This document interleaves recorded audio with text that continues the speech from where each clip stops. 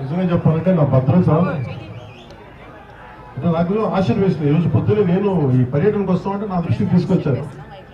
ఒక ఐపీఎస్ అధికారి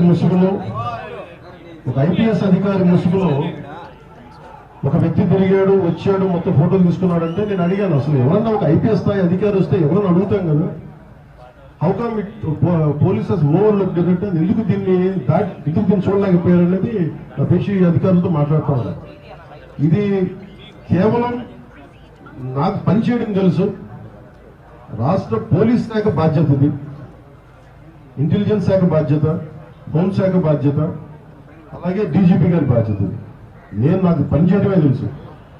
అధికారం ఉన్నా లేకపోయినా పనిచేస్తాం. ఈరోజు అధికారం ఉన్నా పనిచేస్తాం, రక్షణ ఉన్నా పనిచేస్తాం, రక్షణ లేకపోయినా పనిచేస్తాం.